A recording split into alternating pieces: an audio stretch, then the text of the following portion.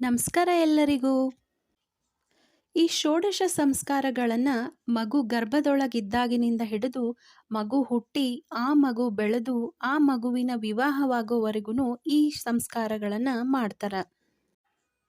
ಪ್ರತಿಯೊಂದು ಸಂಸ್ಕಾರಕ್ಕೂ ಅದರದೇ ಆದಂತಹ ಮಹತ್ವ ಅವ. ನಮ್ಮ ಮಗಳಿಗೆ ನಾವು ಮಾಡಿದಂಥ ಸಂಸ್ಕಾರಗಳ ವಿಡಿಯೋನ ನೀವೆಲ್ಲ ಇಷ್ಟಪಟ್ಟಿರಿ. Thank you so much. ಹಂಗೆ ಸಬ್ಸ್ಕ್ರೈಬ್ ಮಾಡಿಕೊಂಡು ನಮ್ಮ ಚಾನಲ್ನ ನೋಡ್ರಿ, ಯಾಕಂದ್ರೆ ನಿಮ್ಮ ಸಪೋರ್ಟ್ ನಮಗೆ ಭಾಳ ಮುಖ್ಯ. ಇನ್ನು ನಾಮಕರಣ, ತೊಟ್ಟಿಲ್ ಶಾಸ್ತ್ರ ಎಲ್ಲ ಆದಮೇಲೆ ನೆಕ್ಸ್ಟ್ ಬರುವಂತಹ ಮುಖ್ಯವಾದಂಥ ಸಂಸ್ಕಾರ ಅಂದ್ರೆ ಅದು ಕಿವಿ ಚುಚ್ಚೋದು. ಮಗುವಿಗೆ ಮೊದಲೇ ಬಾರಿ ಕಿವಿ ಚುಚ್ಚಿಸ್ತೀವಲ್ಲ, ಅದಕ್ಕನ ಕರ್ಣವೇದ ಸಂಸ್ಕಾರ ಅಂತ ಹೇಳಿ ಕರೀತಾರೆ. ಮಗುವಿಗೆ ಕಿವಿನ ಯಾಕೆ ಚುಚ್ಚಿಸ್ಬೇಕು? ಇದು ಬರೀ ಅಲಂಕಾರಕ್ಕಷ್ಟೇನಾ ಅಥವಾ ಇದಕ್ಕೇನಾದರೂ ಮಹತ್ವ ಅದನಾ ಅನ್ನೋದನ್ನು ಹೇಳ್ತೀನಿ. ಪ್ರಾಚೀನ ಭಾರತೀಯ ಸಂಸ್ಕೃತಿ ಒಳಗೆ ಕಿವಿ ಚುಚ್ಚೋದಕ್ಕೆ ಧಾರ್ಮಿಕವಾಗಿ, ವೈಜ್ಞಾನಿಕವಾಗಿ ಅದರದ್ದೇ ಆದಂತಹ ಮಹತ್ವ ಅದ. ನಮ್ಮ ಕಡೆ ಈ ಸಂಸ್ಕಾರವನ್ನು ಮಗುವಿಗೆ 3 ತಿಂಗಳಿದ್ದಾಗ ಮಾಡ್ತಾರೆ. ಬಹುಶಃ ಇದು ಪ್ರದೇಶದಿಂದ ಪ್ರದೇಶಕ್ಕೆ ಅಥವಾ ಊರಿನಿಂದ ಊರಿಗೆ ಚೇಂಜ್ ಆಗ್ಬೋದು. ಕೂಸಿಗೆ ಕಿವಿ ಚುಚ್ಚಿಸ್ಲಿಕ್ಕೂ ಒಂದು ಒಳ್ಳೆ ಮುಹೂರ್ತವನ್ನು ನೋಡಿರ್ತಾರೆ. ನಮ್ಮ ಋಷಿ ಮುನಿಗಳು ಪ್ರತಿಯೊಂದು ಸಂಸ್ಕಾರವನ್ನು ಬಹಳ ವ್ಯವಸ್ಥಿತವಾಗಿ ನಮಗೆ ಮಾಡಿಕೊಟ್ಟಾರ. ಮಗುವಿಗೆ ಕಿವಿ ಚುಚ್ಚಿಸೋ ದಿವಸ ಕೂಸಿಗಂತನ ಮಾಡಿಸಿರುವಂತಹ ಬಂಗಾರದ ಓಲೆಗಳನ್ನೇನಿರ್ತಾವಲ್ಲ, ಅವನ್ನ ಫಸ್ಟ್ ಆ ಮನೆಯೊಳಗೆ ಇರೋ ದೇವ್ರ ಮುಂದೆ ಇಟ್ಟು ಆಮೇಲೆ ದೇವ್ರ ಹತ್ರ ಪ್ರಾರ್ಥನೆಯನ್ನು ಮಾಡಿ ಕೂಸಿಗೆ ಕಿವಿ ಚುಚ್ಚೋದ್ರಿಂದ ಏನೂ ತೊಂದರೆ ಆಗದೇ ಇರಲಿ ಅಂಥೇಳಿ ಪ್ರಾರ್ಥನೆಯನ್ನು ಮಾಡಿಕೊಂಡು ಆಮೇಲೆ ಬಂಗಾರದ ಅಂಗಡಿಗೆ ಕೂಸಿನ ಕರ್ಕೊಂಡು ಹೋಗಿ ಕಿವಿನ ಚುಚ್ಚಿಸ್ತೋದು. ಜೈಮಿನಿಗಳ ಪ್ರಕಾರ ಈ ಕರ್ಣವೇದ ಸಂಸ್ಕಾರವನ್ನು ಮಾಡೋದ್ರಿಂದ ಮಗುವಿಗೆ ಮುಂದೆ ಬರುವಂತಹ ಚರ್ಮಕ್ಕೆ ಸಂಬಂಧಪಟ್ಟಿದಂಥ ಯಾವುದಾದ್ರೂ ಕಾಯಿಲೆಗಳಿದ್ರೆ ಅವು ಬರೋದಿಲ್ಲ ಅಂಥೇಳಿ ಹೇಳ್ತಾರೆ. ಇದರ ಜೊತೆಗೆ ಮಗುವಿನ ಕಣ್ಣಿನ ದೃಷ್ಟಿ ಹೆಚ್ಚಾಗ್ತದೆ, ಮೆದುಳಿನ ಬೆಳವಣಿಗೆಗೆ ಸಹಾಯ ಮಾಡ್ತದಂತನೂ ಹೇಳ್ತಾರೆ.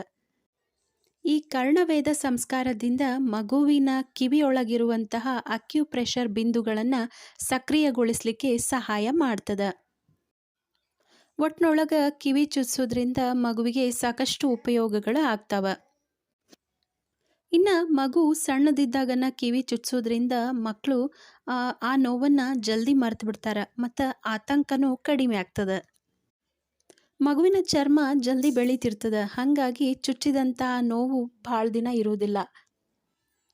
ಮಗು ಸ್ವಲ್ಪ ದೊಡ್ಡದಾದ್ಮೇಲೆ ಕಿವಿ ಚುಚ್ಚೋದ್ರಿಂದ ಆಗ ಮಗುಗೆ ಸ್ವಲ್ಪ ತಿಳುವಳಿಕೆ ಇರ್ತದೆ, ಹಾಗಾಗಿ ಕಿವಿ ಮುಟ್ಕೊಳ್ಳೋದು, ಕಿವಿನ ಎಳ್ಕೊಳ್ಳುವಂಥ ಸಾಧ್ಯತೆ ಇರ್ತದೆ. ಇದರಿಂದ ಮತ್ತು ಮಗುವಿಗೆನ ನೋವಾಗ್ತದೆ. ಹಾಗಾಗಿ ಅದಕ್ಕೆ ಜಲ್ದಿ 3 ತಿಂಗಳದೊಳಗನ ನಮ್ಮ ಕಡೆ ಕಿವಿ ಚುಚ್ಚಿಸ್ಬಿಡ್ತಾರೆ. ಇನ್ನು ಕಿವಿ ಚುಚ್ಚಿಸ್ಬೇಕಾದ್ರೆ ಕೂಸಿನ ಸೋದರ ಮಾವನ ತೊಡೆ ಮೇಲೆ ಕೂಡಿಸಿ ಕಿವಿ ಚುಚ್ಚಿಸ್ತಾರೆ.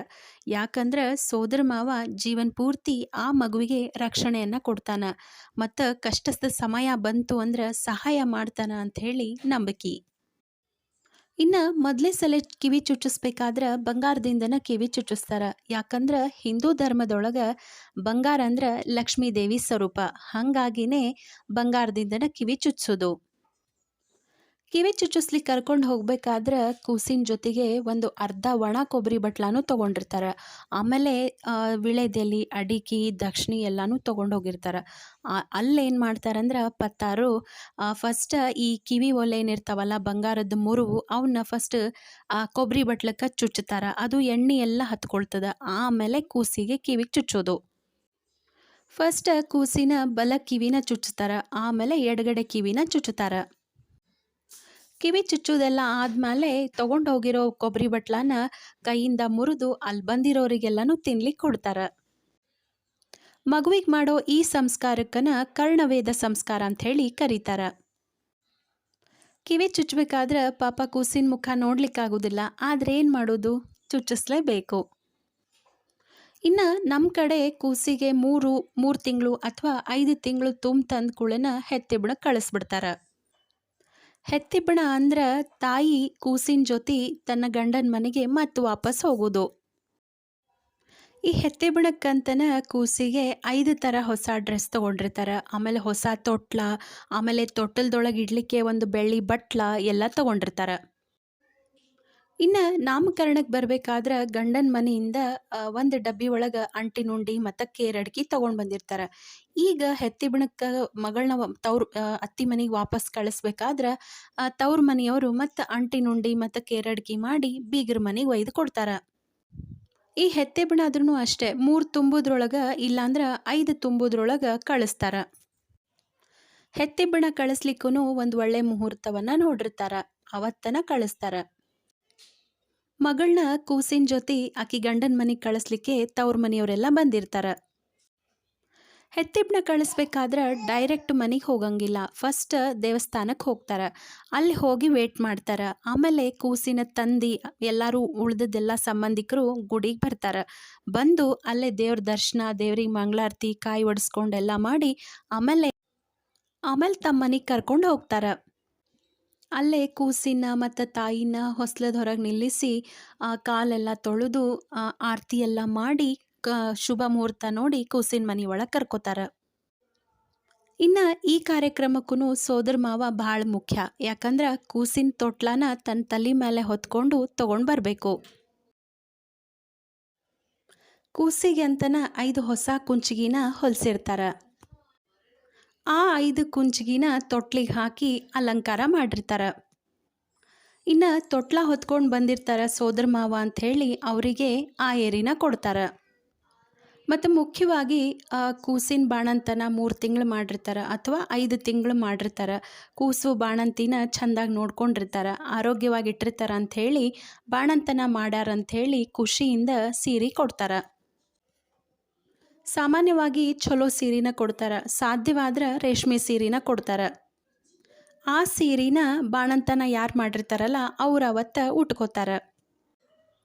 ಕೂಸು ಫಸ್ಟ್ ಟೈಮ್ ಮನೆಗೆ ಬಂದದಂಥೇಳಿ ಯಾವುದಾದ್ರೂ ಒಂದು ಪೂಜೆ ಇಟ್ಕೊಂಡಿರ್ತಾರೆ. ಸಾಮಾನ್ಯವಾಗಿ ಸತ್ಯನಾರಾಯಣ ಸ್ವಾಮಿ ಪೂಜೆನ ಇಟ್ಕೊಂಡಿರ್ತಾರೆ, ಮುಂದೆ ಕೂಸಿಗೆಲ್ಲ ಚಲೋ ಆಗಲಿ ಅಂಥೇಳಿ. ಹೆತ್ತೆಬಣಕ್ಕೆ ಹೋದಾಗ ನಮ್ಮ ಶಾಂಭವಿಗೆ ಗ್ರ್ಯಾಂಡ್ ವೆಲ್ಕಮ್ ಇತ್ತು. ಆಮೇಲೆ ಆಕಿಗೋಸ್ಕರ ಅಂತ ಆಕಿ ಮುಂದಿನ ಲೈಫ್ ಚಲೋ ಆಗಲಿ ಅಂಥೇಳಿ ಸತ್ಯನಾರಾಯಣ ಸ್ವಾಮಿ ಪೂಜಾನೂ ಮಾಡಿಸಿದ್ವಿ. ಮತ್ತು ಆಕಿ ಫಸ್ಟ್ ಟೈಮ್ ಮನೆ ಒಳಗೆ ಬಂದಾಗ ಕೆಂಪು ನೀರೊಳಗೆ ಆಕಿ ಕಾಲನ್ನು ಎದ್ದಿ ಒಂದು ಬಟ್ಟೆ ಒಳಗೆ ಆಕಿ ಕಾಲಿನ ಅಚ್ಚನ್ನು ಮಾಡಿಟ್ಕೊಂಡಿವಿ. ಹೆಂಗೆ ಅನ್ನಿಸ್ತು ಇವತ್ತಿನ ವಿಡಿಯೋ? ಈ ವಿಡಿಯೋ ಇಷ್ಟ ಆಗಿತ್ತಂದ್ರೆ ನಮ್ಮ ವಿಡಿಯೋನ ಲೈಕ್ ಮಾಡಿರಿ. ಹಂಗೆ ನಿಮ್ಮ ಫ್ರೆಂಡ್ಸ್ ಆ್ಯಂಡ್ ಫ್ಯಾಮಿಲಿ ಮೆಂಬರ್ಸಿಗೂ ಈ ವಿಡಿಯೋನ ಶೇರ್ ಮಾಡಿರಿ. ಮತ್ತು ಮುಖ್ಯವಾಗಿ ನಮ್ಮ ಚಾನಲ್ನ ಸಬ್ಸ್ಕ್ರೈಬ್ ಮಾಡ್ಕೊಂಡು ನೋಡಿರಿ. ಮತ್ತು ಮುಂದಿನ ವಿಡಿಯೋ ಜೊತೆ ಬರ್ತೀನಿ. ಅಲ್ಲಿ ತನಕ ಥ್ಯಾಂಕ್ ಯು.